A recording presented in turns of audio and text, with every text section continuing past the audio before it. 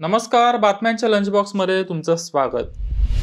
श्रीमंत शेतकऱ्यांना आयकर लावण्याचा विचार सरकार करत असल्याची माहिती आरबीआयच्या पतधोरण विषयक समितीच्या सदस्य आशिमा गोयल यांनी दिली आहे.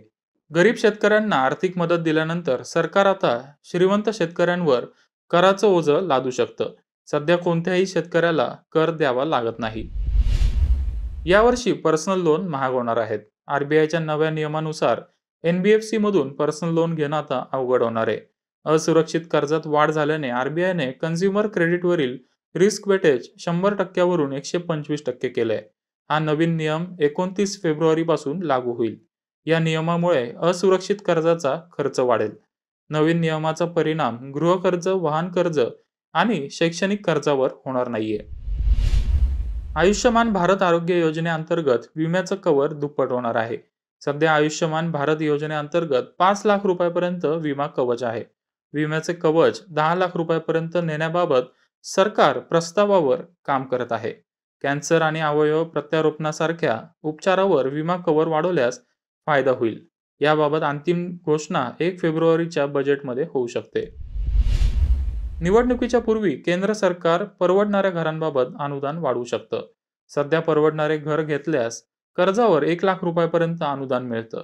हे अनुदान 2,60,000 रुपयापर्यंत वाढवण्याचा विचार सरकार करते. बजेटमध्ये याबाबत मोठी घोषणा होऊ शकते. दावोसमध्ये सुरू असलेल्या जागतिक आर्थिक परिषदेत 2 दिवसात महाराष्ट्राने 3,10,850 कोटींचे करार केले असून गुरुवारी 42,825 कोटींचे करार होत आहेत. अशा रीतीने 3,53,675 लाख कोटींचे विक्रमी करार करीत असल्याची माहिती मुख्यमंत्री एकनाथ शिंदे यांनी समाज माध्यमातून दिली आहे. या व्यतिरिक्त 1 लाख कोटींच्या गुंतवणुकीत उद्योगांनी स्वारस्य दाखवलं असल्याची माहिती देखील देण्यात आली आहे. उद्योग आणि गुंतवणूकदारांचा महाराष्ट्रावर विश्वास वाढलाय अशा शब्दात मुख्यमंत्र्यांनी त्यांचे आभारही मानले.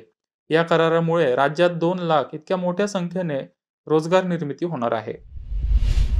गोरेगावमधील फिल्म सिटी आणि बोरिवली येथील संजय गांधी राष्ट्रीय उद्यान जगातील सर्वोत्तम स्थळ म्हणून विकसित करण्यात येतील.